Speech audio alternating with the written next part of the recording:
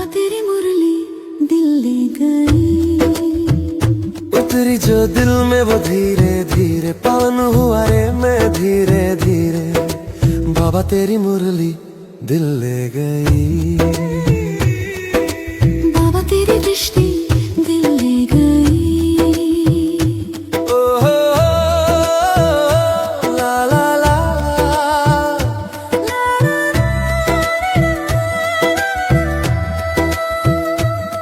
बाबा तुझसे मिलकर ये जाना है, होता क्यों दिल ये दीवाना है। तय कर लिया तुम्हें पाना है, क्या प्यार है ये दिखाना है। ओम शांति। आज हम बाबा की 24 जनवरी 2026 की साकार मुरली सुनेंगे। प्रातः मुरली ओम शांति बाप दादा मधुवन। आज प्यारे मीठे बाबा बोले, मीठे बच्चे, बाप तुम्हें जो पढ़ाई पढ़ाते हैं, बाप शिव बाप तुम्हें जो पढ़ाई पढ़ाते हैं वह बुद्धि में रख सबको पढ़ानी है। हर एक को बाप का और सृष्टि चक्र का परिचय देना है। आज का प्रश्न है कि आत्मा सतयुग में भी पाठ बजाती और कलयुग में भी, लेकिन अंतर क्या है। आत्मा कलयुग में भी पाठ बजाती और सतयुग में भी पाठ बजाती, लेकिन अंतर क्या है। उत्तर में बाबा ने कहा कि सतयुग में जब पाठ बजाती है तो उसमें कोई पाप कर्म नहीं होता है, हर कर्म वहाँ अकर्म हो जाता है क्योंकि रावण नहीं है। फिर कलयुग में जब पाठ बजाती है तो हर कर्म विकर्म व पाप बन जाता है क्योंकि यहाँ विकार है और अभी तुम हो संगम पर, तुम्हें सारा ज्ञान है। अच्छा, सुनते हैं मुरली को विस्तार से। ओम शांति ओम शांति। अब यह तो बच्चे जानते हैं। क्या जानते हैं? बाबा ने बोला, अब यह तो बच्चे जानते हैं कि हम बाबा के सामने बैठे हैं। बाबा भी जानते हैं कि बच्चे हमारे सामने बैठे हैं। यह भी तुम जानते हो कि बाप हमको शिक्षा देते हैं जो फिर औरों को देनी है। तो पहले पहले तो बाप का ही परिचय देना है क्योंकि सब बाप को और बाप की शिक्षा को भूले हुए हैं। अभी जो बाप पढ़ाते हैं यह पढ़ाई फिर 5000 वर्ष बाद मिलेगी। यह ज्ञान और कोई को नहीं है। मुख्य हुआ बाप का परिचय। फिर भी समझाना है कि हम सब भाई भाई हैं। सारी दुनिया की जो भी आत्माएं हैं सब आपस में भाई भाई हैं। सब अपना मिला हुआ पार्ट इस शरीर द्वारा बजाते हैं। अब तो बाप आए हैं नई दुनिया में ले जाने के लिए, जिसको स्वर्ग कहा जाता है। परंतु हम सब भाई जो हैं अभी पतित हैं, एक भी पावन नहीं। सभी पतितों को पावन बनाने वाला है ही एक बाप। यह है ही पतित विकारी भ्रष्टाचारी रावण की दुनिया। बाबा कहते यह है ही पतित विकारी भ्रष्टाचारी रावण की दुनिया। रावण का अर्थ ही है 5 विकार स्त्री में, 5 विकार पुरुष में। बाबा बहुत सिंपल रीति समझाते हैं, तुम भी ऐसे समझा सकते हो। तो पहले पहले यह समझाओ कि हम आत्माओं का वह बाप है, हम सब ब्रदर्स हैं। पूछो यह ठीक है? लिखो, हम सब भाई भाई हैं। हमारा बाप भी एक है। हम सब सोल्स का वह है सुप्रीम सोल, उनको फादर कहा जाता है। तो यह पक्का पक्का बुद्धि में बैठाओ तो सर्वव्यापी आदि पहले निकल जाए। अल्फ पहले पढ़ना है। बाबा बोले अल्फ पहले पढ़ना है। बोलो यह अच्छी रीति लिखो। बोलो यह अच्छी रीति बैठ लिखो। आगे सर्वव्यापी कहता था, अब समझता हूँ कि सर्वव्यापी नहीं है। तो बाबा ने कहा यह अच्छी रीति समझ, फिर उसको बाद उसको बैठ के लिखो कि हम सब भाई भाई हैं। सब आत्माएं रहती हैं, सब आत्माएं कहती हैं कि गॉड फादर परमपिता परमात्मा है। तो पहले तो यह निश्चय बैठाना है कि हम आत्मा हैं, परमात्मा नहीं है। न हमारे में परमात्मा व्यापक है, सब में आत्मा व्यापक है। आत्मा शरीर के आधार से पाठ बजाती है, तो यह पक्का कराओ। अच्छा, फिर वह बाप सृष्टि के आदि मध्य अंत का ज्ञान भी सुनाते हैं, तो कोई भी जानते नहीं कि सृष्टि चक्र की एज कितनी है। बाप ही टीचर के रूप में बैठ समझाते हैं।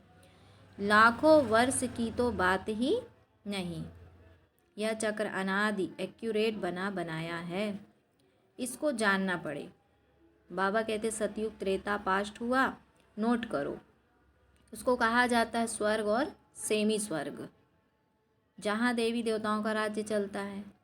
वह 16 कला, वह 14 कला। तो बाबा ने कहा धीरे धीरे कलाएं कम होती जाती हैं। दुनिया पुरानी तो ज़रूर होगी ना। सतयुग का प्रभाव बहुत भारी है, नाम ही है स्वर्ग, हैवी नई दुनिया, उसकी ही महिमा करनी है। नई दुनिया में है ही एक आदि सनातन देवी देवता धर्म। तो पहले बाप का परिचय, फिर चक्र का परिचय दिया जाता है। चित्र भी तुम्हारे पास हैं निश्चय कराने के लिए। यह सृष्टि का चक्र फिरता रहता है। सतयुग में लक्ष्मी नारायण का राज्य था, त्रेता में राम सीता का राज्य। यह हुआ आधा कल्प, 2 युग पास्ट हुए, फिर आता है द्वापर कलयुग। बाबा कहते द्वापर में रावण राज्य, देवता वाम मार्ग में चले जाते हैं, तो विकार की सिस्टम बन जाती है। सतयुग त्रेता में सब निर्विकारी रहते हैं, एक आदि सनातन देवी देवता धर्म रहता है। चित्र भी दिखाना है, ओरली भी समझाना है कि बाप हमको टीचर बन ऐसा पढ़ाते हैं।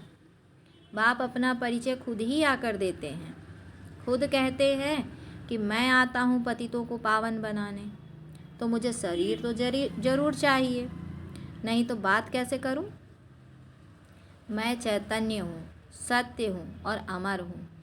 आत्मा सतो रजो तमो में आती है, आत्मा ही पावन और पतित बनती है। इसीलिए कहा जाता है पतित आत्मा पावन आत्मा। आत्मा में ही सब संस्कार हैं। पास्ट के कर्म व विकर्म का संस्कार आत्मा ले आती है। सतयुग में विकर्म होता ही नहीं, कर्म करते हैं, पाठ बजाते हैं, परंतु वह कर्म अकर्म हो जाता है। गीता में भी अक्षर है, अभी तुम प्रैक्टिकल में समझ रहे हो। जानते हो बाबा आया हुआ है पुरानी दुनिया को बदलने, नई दुनिया बनाने। क्या बोला शिव बाबा ने कि जानते हो कौन आया है? बाबा आया हुआ है पुरानी दुनिया को बदलने, नई दुनिया बनाने। जहाँ कर्म अकर्म हो जाते हैं उसको ही सतयुग कहा जाता है, और फिर जहाँ सब कर्म विकर्म होते हैं उसको कलयुग कहा जाता है। तुम अभी हो संगम पर। बाबा दोनों तरफ की बात समझाते हैं। सतयुग त्रेता तो है पवित्र दुनिया, वहाँ कोई पाप होता नहीं। बाबा कहते सतयुग त्रेता तो है पवित्र दुनिया, वहाँ कोई पाप होता नहीं। जब रावण राज्य शुरू होता है तब ही पाप होते हैं, वहाँ विकार का नाम नहीं होता। चित्र तो सामने है, राम राज्य और रावण राज्य। तो बाप समझाते हैं कि यह पढ़ाई है, बाप समझाते हैं कि यह पढ़ाई है, बाप के सिवाय और कोई नहीं जानता कि यह पढ़ाई तो तुम्हारी बुद्धि में रहनी चाहिए। बाप भी याद आता है, चक्र भी बुद्धि में याद आ जाता है, सेकंड में सब याद आ जाता है। वर्णन करने में भले देरी लगती है, बाबा कहते वर्णन करने में देरी लगती है। इनके 3 फाउंटेन हैं। झाड़ ऐसा होता है, बीज और झाड़ सेकंड में याद आ जाएंगे। तो यह बीज फलाने झाड़ का है, जैसे जड़ बीज होता है ना, उसको देखते ही पता चल जाता है अरे ये तो इसका बीज है, इस पेड़ का, तो उस पेड़ की स्मृति तुरंत बुद्धि में आ जाती है। ऐसे ही बाबा ने कहा कि ऐसे इनके फल, मतलब ऐसे इनसे फल निकलता है। तो यह बेहद का बाप मनुष्य सृष्टि रूपी झाड़ कैसे है, इसका राज तुमको समझाते हैं कि जो बेहद का बाप है वो इस मनुष्य सृष्टि का जो बीज है वो कैसे है। ये बात बाबा सिद्ध करते हैं, समझाते हैं। तो बाबा ने कहा कि इनका राज तुम समझाते हो, बच्चों को सारा समझाया है कि आधा कल्प डिनाइस्टी कैसे चलती है, फिर रावण राज्य होता है।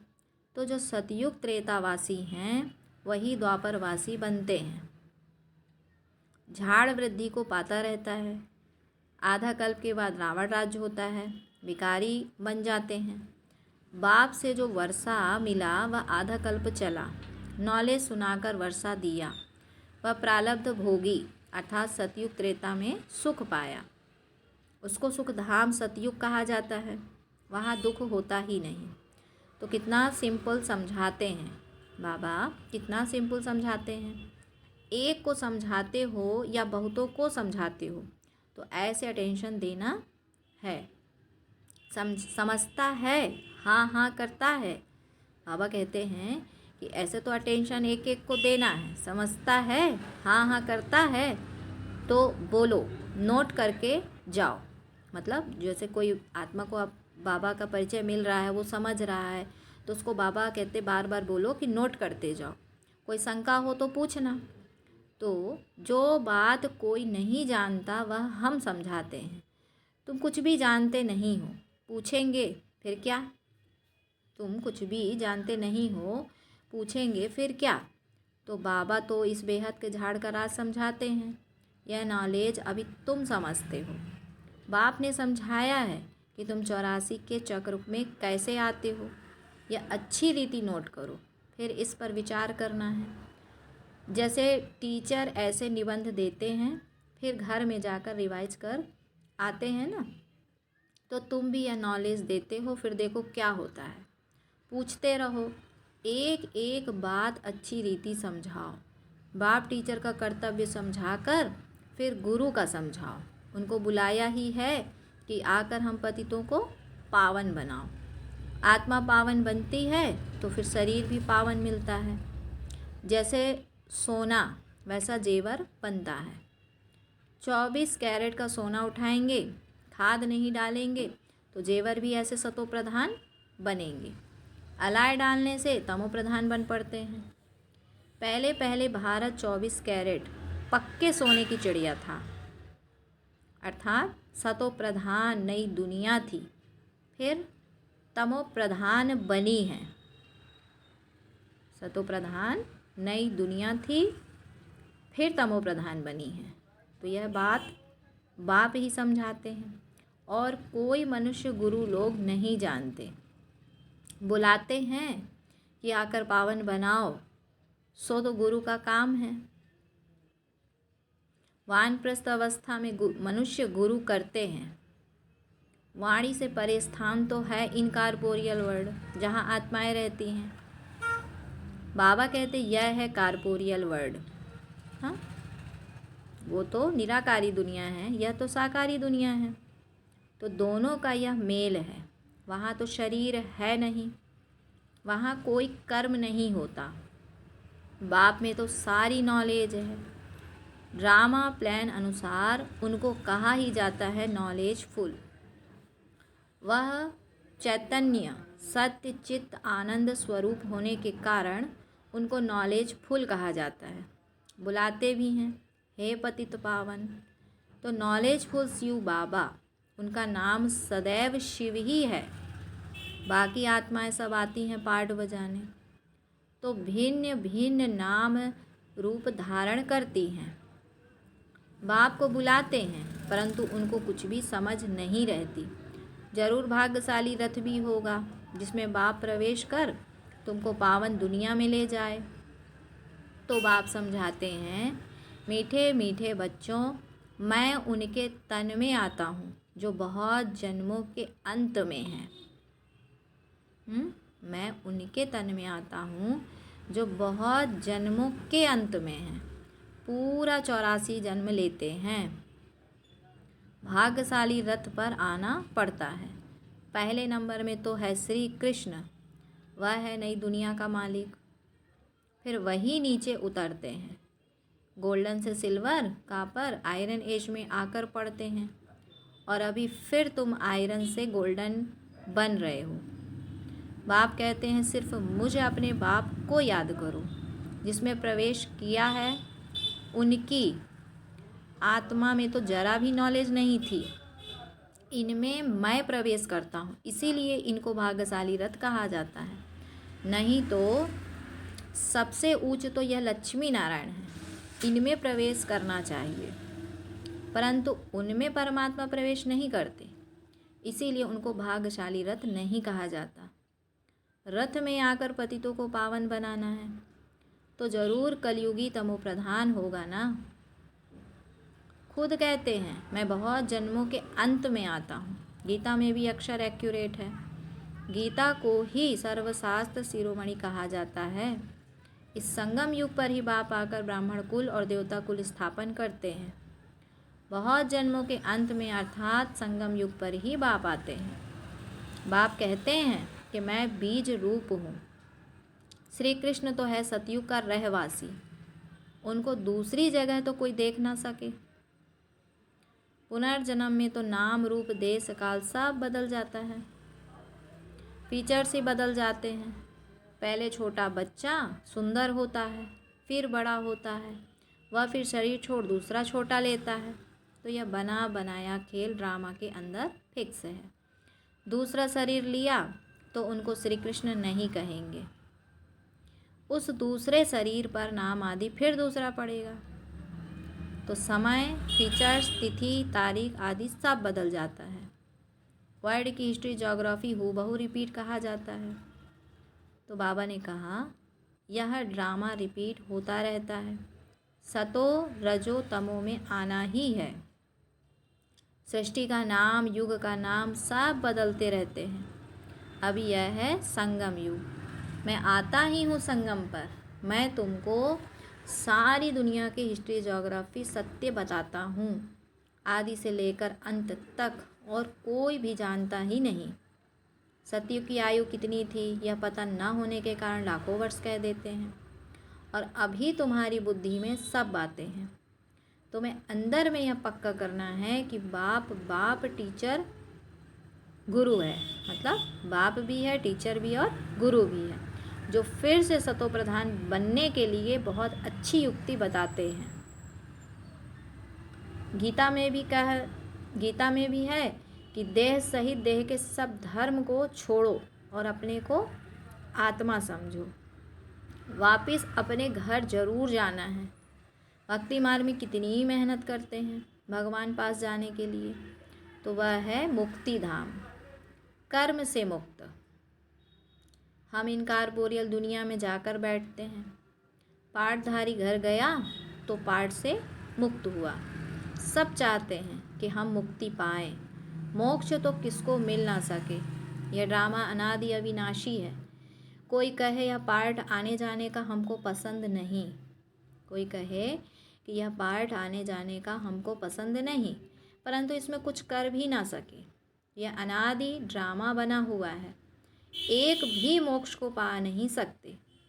वह सब हैं अनेक प्रकार की मनुष्य मत, और यह है श्रीमत, श्रेष्ठ बनाने के लिए।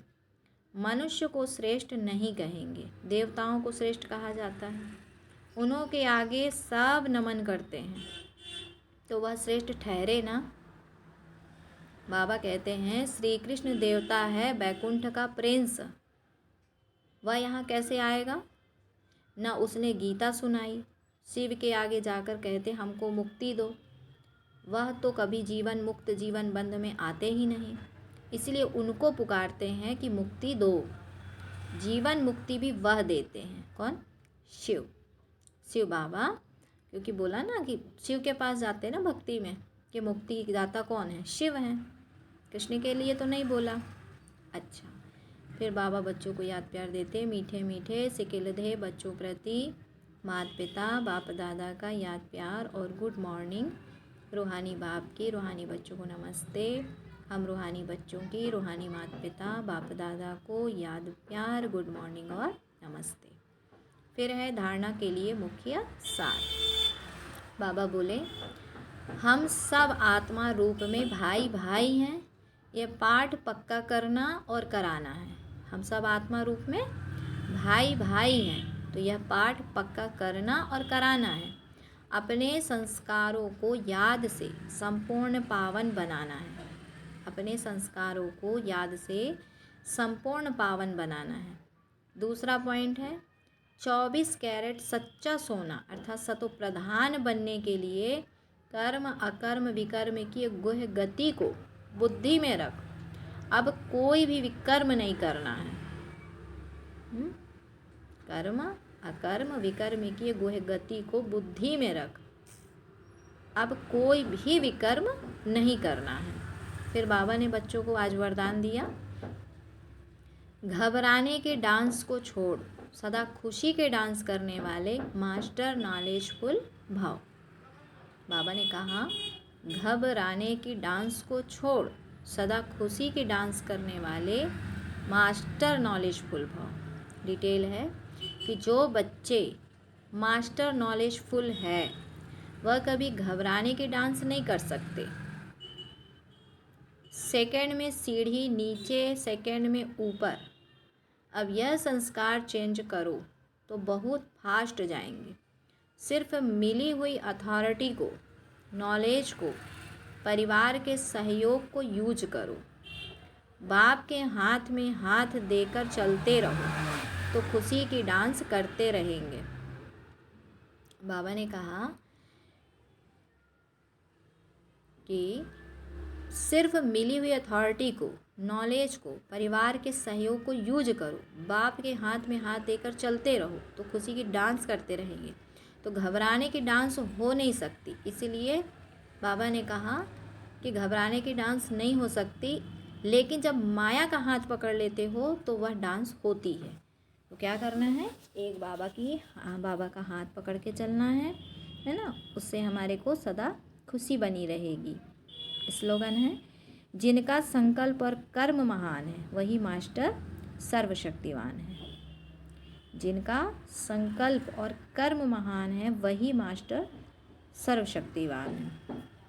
अव्यक्ति सारे हैं, मास्टर त्रिकालदर्शी बनकर हर कर्म हर संकल्प करो व वचन बोलो तो कोई भी कर्म व्यर्थ व अनर्थ वाला नहीं हो सकता। त्रिकालदर्शी अर्थात साक्षीपन की स्थिति में स्थित होकर इन कर्मेंद्रियों द्वारा कर्म करेंगे तो कर्म के वशीभूत नहीं होंगे। सदा कर्म और कर्म के बंधन से मुक्त बन अपनी ऊंची स्टेज को प्राप्त कर लेंगे। सदा कर्म और कर्म के बंधन से मुक्त बन अपनी ऊंची स्टेज को प्राप्त कर लेंगे। इसलिए अपनी कर्मेंद्रियों के द्वारा ही साक्षी होकर कर्म कराओ। जो बाबा ने कहा वही करना है। तो कर्मेंद्रियों से सदा सत्कर्म ही होगा, कभी विकर्म नहीं होगा। और जब विकर्म नहीं होगा तो हम कर्म के बंधनों से मुक्त रहेंगे।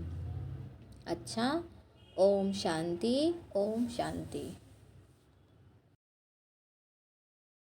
बाबा तेरी मुरली दिल ले गई, उतरी जो दिल में वो धीरे धीरे पावन हुआ रे मैं धीरे धीरे। बाबा तेरी मुरली दिल ले गई, बाबा तेरी दृष्टि दिल ले गई। ओ हो ला ला ला